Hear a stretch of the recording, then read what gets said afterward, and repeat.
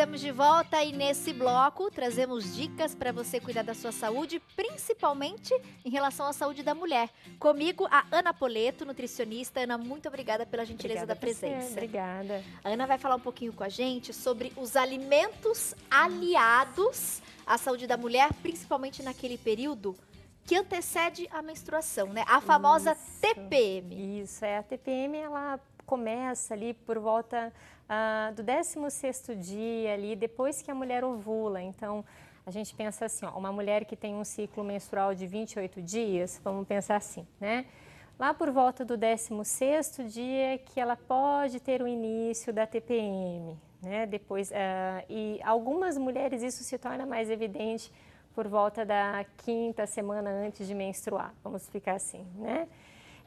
E isso é em decorrência de algumas oscilações hormonais que a mulher tem nesse período, né? É interessante porque a gente vê tanto mudanças em relação ao humor, né? Irritabilidade é muito comum nesse período, e também em relação ao corpo, as dores nos seios, os inchaços, a retenção de líquido. Com a alimentação a gente consegue minimizar todos esses efeitos. Isso. A gente procura, né, com os nutrientes que nós temos nos alimentos, minimizar esses sintomas que podem ser sintomas tanto emocionais, que aí vem a questão da ansiedade ou às vezes um pouquinho de depressão, né? Como sintomas físicos que muitas vezes elas reclamam, as pacientes reclamam para a gente de inchaço de mama, distensão abdominal. Com os alimentos, com os nutrientes que esses alimentos têm, nós tentamos minimizar esses sintomas que as pacientes têm na clínica. E são esses alimentos que a Ana trouxe hoje para a gente, para poder oferecer para vocês todas essas informações e vocês em casa, de uma maneira muito simples, né? De repente fazendo uma ou outra adaptação aí no seu cardápio, você oferecer esses nutrientes que vão ajudar você a passar por esse período de uma maneira mais tranquila, né? Sem tantos transtornos. Exatamente. Você quer começar por qual dos alimentos, Ana? Então, aqui, ó, eu separei, não foi por acaso que nós colocamos a banana com as nozes, e muito próximo eu coloquei aquele, nós chamamos de pseudo-cereal, que é o amaranto. Então vamos lá, esses 3 alimentos, eles são compostos por um nutriente que chama triptofano. E esse aminoácido, ele é importante para sintetizar um hormônio que chama serotonina, que é o hormônio do bem-estar. Então, muitas vezes, esse humor mais deprimido que a mulher apresenta nessa fase, isso tem relação com alterações nos níveis de serotonina. Então, você inserir esses alimentos na dieta, de certa forma, corrobora para que você tenha uma melhor produção hormonal, certo? E aí fica naquele estado mais... de bem-estar, isso. Mais alegre, mais tranquila. Isso. E aí tem algumas coisas que são importantes. Por exemplo, o amaranto, eu falo que o benefício de você procurar o alimento ao invés do suplemento. Porque o amaranto, além dele ter, né, o triptofano, dele ser composto por triptofano, ele também tem magnésio. O magnésio, ele é um mineral que ajuda a diminuir a retenção hídrica. E além disso, ele também é composto por vitamina B6. E essa vitamina B6, ela é usada para a síntese de serotonina. Então, para eu sintetizar a serotonina, além do triptofano, eu preciso também da vitamina B6. No amaranto e já tudo tem no tudo. amaranto. Você encontra o amaranto na forma de flocos, mas a gente trouxe ele na forma de grãozinho. Então, uma das formas que nós temos de usar ele na culinária é fazendo uma hidratação. Então, você pode colocar ele na água, por cerca de 30 minutos ele vai hidratar, e aí você pode usar ele, por exemplo, em sucos, né? Que é uma forma que a gente tem, muito simples, de você colocar ele na sua alimentação. Uma colher de sopa é o suficiente? Pode ser, uma colher de sopa por dia. Quando a gente pensa no alimento, a gente fala que é a junção de todos eles que vai nos trazer benefícios, né?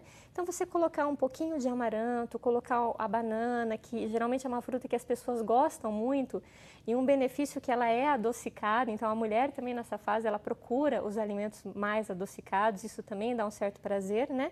Tudo isso vai trazer um benefício.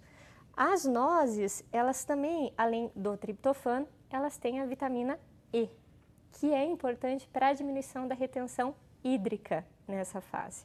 Então, a vitamina E, ela ajuda a diminuir aquele inchaço que incomoda muito as mulheres nessa fase. Eu acho que é uma das maiores reclamações, né? Sobre a retenção de Sobre a líquido. retenção. E da mesma forma que as outras oleaginosas que nós colocamos, que nós trouxemos para vocês aqui. Né? Ah, legal. Então, além das nozes, se eu tiver ali, de repente, amêndoas, castanha do Pará...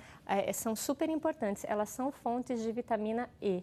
Né? Então, eu acho interessante nós inserirmos isso na nossa alimentação, mas eu sempre costumo dizer assim para as pacientes, olha, as coisinhas que são muito pequenininhas, nós temos horários para consumi-las. Né?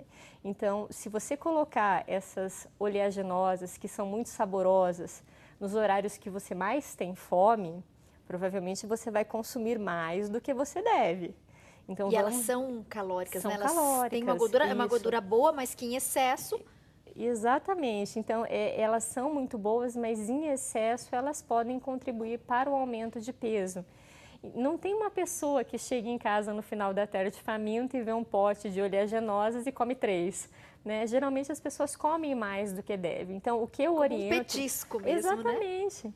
O que eu acabo orientando é colocar nos horários que você realmente não tem muita fome, porque aí você respeita a quantidade que nós colocamos no dia para os pacientes, que já vai trazer benefício para esse paciente. Você sabe que uma dica, inclusive que eu recebi também de um colega, outro nutricionista, eu acrescentei as castanhas junto com uma fruta ou desidratada, né, uma fruta seca, um damasco, ou mesmo uma fruta natural, por exemplo, uma maçã.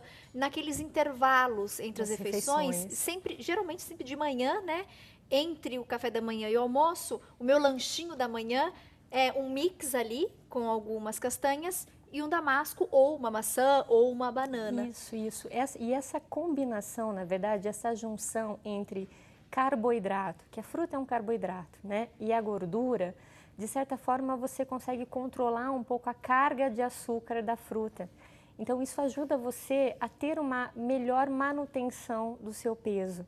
Certo? Então, com você combinar a fonte de gordura com a fonte de carboidrato.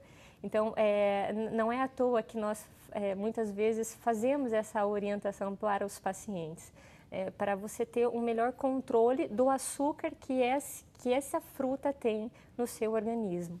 Né? E também, assim, uma forma de incentivar o consumo, porque as nuts, né, ou as oleaginosas, assim conhecidas, elas são muito saudáveis. Elas são compostas por nutrientes que nós não encontramos em muitos alimentos. Por exemplo, a castanha do Pará ela é uma fonte de selênio e selênio não é um nutriente que nós encontramos abundantemente nos alimentos. Então, se você não consome, você fica com deficiência. Então, é uma forma de incentivo. Por exemplo, a gente consumindo 1, 2 unidades por dia, eu já consigo, inclusive, a necessidade que o meu corpo precisa, isso, né? Inclusive, a castanha do Pará, o que se recomenda, né, é uma castanha por dia já é suficiente. No caso das nozes, o que você orienta? Geralmente, isso depende muito da ingestão calórica do paciente, mas, em geral, fica em torno de 4 a 5 nozes diariamente. Uma variação de nozes que nós temos é a noz pecan, que ela tem uma casquinha preta, é muito pouco falada, né? E ela também é uma fonte de vitamina E, ela tem um outro tipo de vitamina E que é bastante interessante, chama tocotrienol, que tem uma capacidade antioxidante bem forte para o nosso organismo. É só para lembrar que nós, às vezes, esquecemos de consumir a noz pecan. Ela é super saudável, super saudável gostosa. E gostosa, muito gostosa. Você sabe, só antes da gente avançar para o próximo alimento, uma dica muito interessante, eu aprendi, inclusive, isso aqui no programa. Eu tinha muito hábito, Ana, durante as refeições, consumir aquelas barrinhas de cereais. E depois...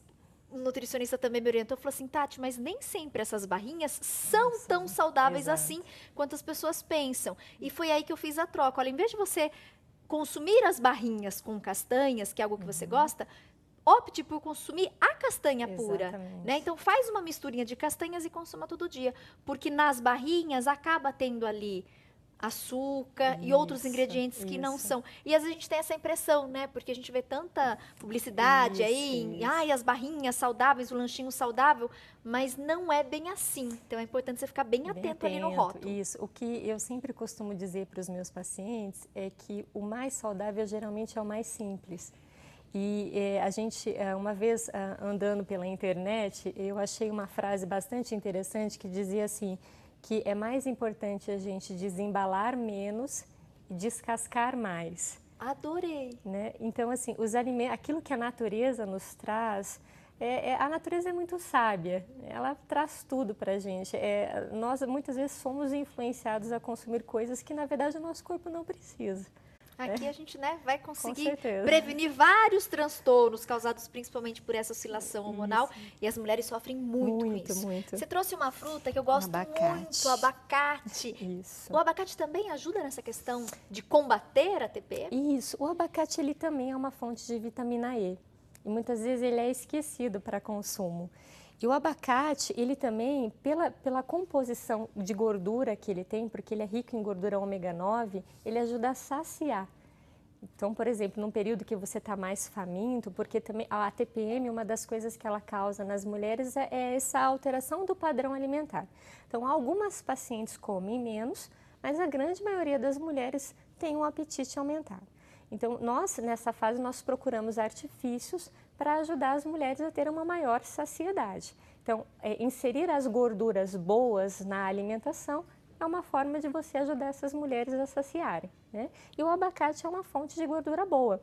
Então, muitas mulheres não gostam de consumir o abacate assim, como fruta, mas você pode comer ele, por exemplo, na forma de guacamole, que é misturar ele com limão, um pouquinho de sal, tomate, fica gostoso. Uma delícia. Ou você pode fazer um mousse, né? Com ele você mistura o abacate, um pouquinho de canela, cacau, bate isso já forma um creminho gostoso, fica um mousse de cacau que nós falamos. E fica bem uma sobremesa saudável. Que nós podemos essa receitinha que você passou, essa mousse é muito usada também, né, por pessoas que praticam atividade física, porque eu sei que é uma das opções, né?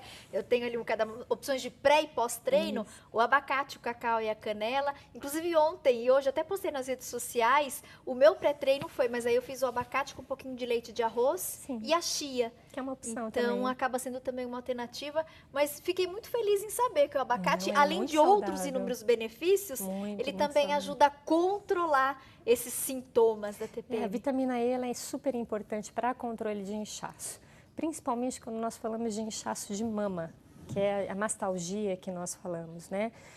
Existem alguns suplementos que ajudam nesse controle, um deles que é bastante conhecido, que é o óleo de prímula, mas aí quem vai avaliar se o paciente vai precisar tomar é o profissional, mas alguns alimentos têm também aí a vitamina E que também ajuda nesse processo de controle desse inchaço. Tá?